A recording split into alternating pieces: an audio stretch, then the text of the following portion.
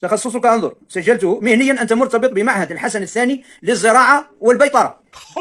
لا زلت أقول ليس لدينا علماء لراجل يطلع. راه عندنا علماء، هنا عندنا مجالس علمية، الله يجازيكم بخير. ما تحش يلا هو ضرب راسك. السلام عليكم.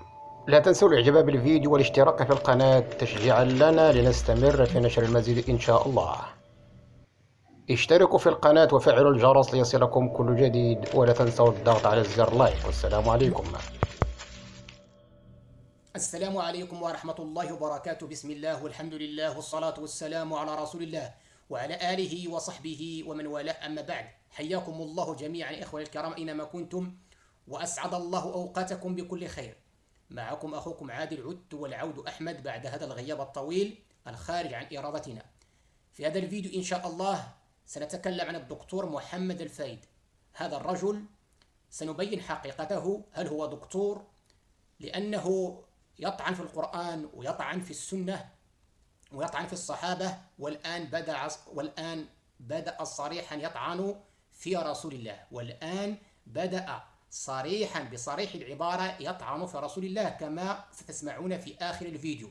شاهدوا الفيديو حتى النهاية. إذا كنت أول مرة تشاهد القناة لا تنسى الاشتراك وتفعيل الجرس ليصلكم كل جديد، وشاركوا هذا المقطع، ارسلوا هذا الفيديو إلى إخوانكم وفي كل المنصات حتى تعم الفائدة ونبين حقيقة هذا الرجل. حتى لا أطيل على حضراتكم، نسمع إلى هذا الفيديو الذي يتكلم فيه هذا المعتوه أو هذا الذي يدعي أنه دكتور، ثم نرجع نعقب عليه. راه عندنا علماء، هنا عندنا مجالس علمية، الله يجازيكم بخير. ما تحشموش بالبلاد. عندنا علماء وعندنا مفتين وعندنا ناس ما شاء الله، وراه خزان ديال العلماء. يعني حنا الحمد لله بداو كيبانوا، بدينا كنجبدوا فيهم. شفتوا هذاك الفقيه اللي كما سمعتم يقول عندنا خزان من العلماء وعندنا علماء كبار و نسمع إلى مقطع آخر بعد أن دفعت له الأموال ودفعته أريج ومريج حتى بدأ يهرج ويمرج. نسمع له ثم نرجع. الآن لا زال الناس يقولون لماذا تتهجم على العلماء؟ لا زلت أقول ليس لدينا علماء لراجل يطلع. كما سمعتم في الفيديو الأول يقول عندنا خزان من العلماء وما شاء الله وفي نفس الوقت عندما دفعت له الأموال ليطعن في الإسلام بدأ بالعلماء، قال ليس عندنا علماء. سبحان الله. لمن نسمع؟ للدكتور محمد الفايد رقم واحد الذي يقول عندنا خزان من العلماء وعندنا علماء كبار أو نسمع إلى الدكتور محمد الفايد رقم اثنين الذي يقول ليس عندنا علماء. العالم هو فقط. من أين أتى بهذا العلم؟ ستسمعون كل شيء. اسمعوا إلى هذا المقطع الثاني الذي يبين حقيقة أنه ليس بدكتور وليس بمتخصص في التغذية. اسمعوا إلى هذا الشيخ أو إلى هذا الدكتور الذي يفضحه. أنا ابن الأحمر، مواليد 60 1960 1379 هجري. ومحمد الفايد هذا مولود في 55، معناها أنه يكبرني ب5 سنوات. شي بروفيسور سوسيولوجي بيان سور، أستاذ دكتور في علم الاجتماع، أكتب بعدة لغات أكاديمية، مقالات أكاديمية في أعلى مستوى دولي A+ وأنواعها. الرجل يطلب هذا، الرجل يطلب هذا. ما كان لي أن أقول هذا، ما كان لي أن أرد عليك ولو أخطأت في مسائلك، لا يهمني. أما أن تمس الإسلام وتمس الدين وتمس جوهر الدين وتشن حرب على العلماء فيجب أن أرد عليك. سي محمد الفايد، أنت من مواليد 55، داكور؟ You must be joking. لابد أنك تمزح. تخصصك انظر سجلته مهنيا أنت مرتبط بمعهد الحسن الثاني للزراعة والبيطرة، وتتكلم للناس عن التغذية، تجعلهم في مصاب الحيوانات. دكتوراه في فرنسا بعنوان تدقيق صناعة السمن المغربي. العجائز تخبرك عن السمن المغربي. أظن حاجة كبيرة. 1990 سنة 1990. ثم الدكتوراه المغربية بعنوان أساليب تحويل المواد الزراعية سنة 92. أساليب تحويل المواد الزراعية، هذه الدكتوراه تاعك. أين هو الدين وأين هو الطب؟ يظنك كثير من الناس أنك طبيب متخصص في التغذية. أنت لم تدرس لا فيتوثيرابي، أنت لم تدرس العلاج بالأعشاب. المالور، المصيبة الأكبر أنك لم تدرس الأناتومي، تشريح، علم التشريح، كيفاش خلق الله تعالى البدن. أو تنادي الشباب، أنت لم تدرس الفسيولوجيا، علم وظائف الأعضاء، كيفاش الأعضاء خلقها الله تخدم. أنت لم تدرس the pathology، أنت لم تدرس لا ميديسين، الطب لم تدرسه. أنت درست الزراعة والبيطرة. أنا راجعت بحوثك وجدتك في ريسيرش جيت من خلال ويكيبيديا. وصلت إلى بحوثك في ريسيرش جيت، قلت لدي أكثر من 80 بحثا في الويكيبيديا، فذهبت إليها. وجدتك في الويكيبيديا ليس لك من المقالات المفردة إلا 3. You have only 3. عندك 3 مقالات فقط بمفردك.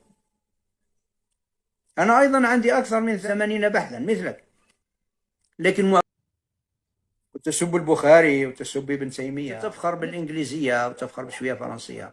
على فكرة إنجليزيتك بشعة جدا يا شباب. اسألوا أصغر طالب متخصص في الإنجليزية وقل ما رأيك في نطق الفائد للإنجليزية، يعني نكلموك باللغة التي تفهمها.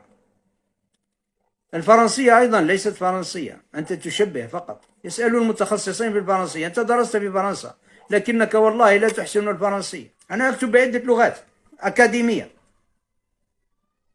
فضلا عن العربية، الفرنسية والإنجليزية والأسبانية، وأكتب بالإيطالية لكني لم أنشر بها مقالات أكاديمية، وأكتب بالألمانية لكني ضعيف فيها. متخصص في علم الاجتماع. أنا أيضا عندي شهادة في العلوم الشرعية لكني أنا لم أسب. إذن كما سمعتم إخواني، أو كما سمعنا جميعا، هذا الشيخ جزاه الله خيرا بيّن حقيقة الدكتور محمد الفيد ولخصها بأنه ليس عنده لغة لا فرنسية ولا إنجليزية، وليس متخصص في التغذية، وليس عنده أي شيء، فقط ينقل من هنا ومن هناك.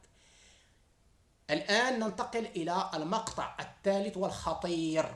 هذا المقطع الذي ستسمعونه لهذا الرويبضة، لهذا المعتوه، لهذا الخنزير، وهو يسب رسول الله. اسمعوا ثم نرجع. 20 سنة الرسول صلى الله عليه وسلم، الكلام اللي قالوا في 23 سنة كله لا يعتد به. يا الله هو ضرب راسك. عذرا يا رسول الله، عذرا يا رسول الله، عذرا يا رسول الله. أسمعتم إلى هذا الخنزير، إلى هذا الكلب، إلى هذا الأفاك، إلى هذا الرويبضة، إلى هذا الذي خرج من الإسلام وكفر بالإسلام، يقول لا تسمعوا إلى هذا الكلام، ويقول أن كلام رسول الله صلى الله عليه وسلم الذي قاله طيلة 23 سنة لا يعتد به، أي لا تأخذوه يا مسلمون.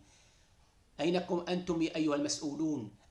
أينكم أنتم يا أيها العلماء الغيورين على دينكم؟ تكلموا، افضحوا هذا الخنزير. يا وزارة الأوقاف تدخلي قبل فوات الأوان، يا وزارة الأوقاف تدخلي قبل فوات الأوان. رسول الله صلى الله عليه وسلم يسب في بلادنا. يقول الله عز وجل يرد على هذا المعتوه الزنديق، يقول الله تبارك وتعالى وما ينطق عن الهوى إن هو إلا وحي يوحى علمه شديد القوى ذو مرة فاستوى. فالله سبحانه وتعالى هو الذي علم رسول الله صلى الله عليه وسلم، علم رسوله كيف يتكلم وماذا يقول. فيأتي هذا الأفاك الكذاب، الأفاك الأشر، هذا الشرذمة، هذا الرويبضة، ويقول لا تسمعوا، أو كلام رسول الله صلى الله عليه وسلم الذي قاله طيلة 23 سنة لا يعتد به، فمن أنت أيها الخنزير؟ رسالتي إلى وزير الأوقاف أحمد توفيق، اتق الله، اتق الله يا وزير الأوقاف. أنت المنوط بك أنك تحمي مقدسات المسلمين في المغرب وتحمي الإسلام في المغرب، لأنك وزير الأوقاف والشؤون الإسلامية. تترك مثل هذا الذي يطعن في الأئمة الأربعة. أنت تقول نحن مالكيين، ونحن نقول ونفتخر أننا مالكيين وعندنا المذهب إمام مالك، لكن هذا الرجل طعن في الإمام مالك وفي الأئمة الأربعة، وطعن في القرآن وفي السنة وفي النبي. ماذا بقي لنا يا وزير الأوقاف؟ فقط تتدخل عندما يتكلم شيخ عن مهرجان الموازين، أو يتكلم شيخ عن العري، أو يتكلم شيخ عن منكر، تقوم بعزله وسجنه. فاتق الله يا وزير الأوقاف، لأن الدكتور محمد الفايد يصنع الإرهاب. إذا تركتموه يتكلم ولم تردوا عليه ولم تحبسوه ولم تقفوه عند حده، فتحملوا مسؤولية ما سيقع في المغرب، لأن هناك من عنده غيرة زائدة وغير منضبطة، ولن يسمع لأحد إذا لم تتدخلوا وتتركوا العلماء يتكلموا ويبينوا مثل حقيقة هذا الرجل الذي طعن في الإسلام وطعن في النبي العدنان وطعن في القرآن وفي السنة. فرجاء يا وزير الأوقاف، تدخل قبل فوات الأوان.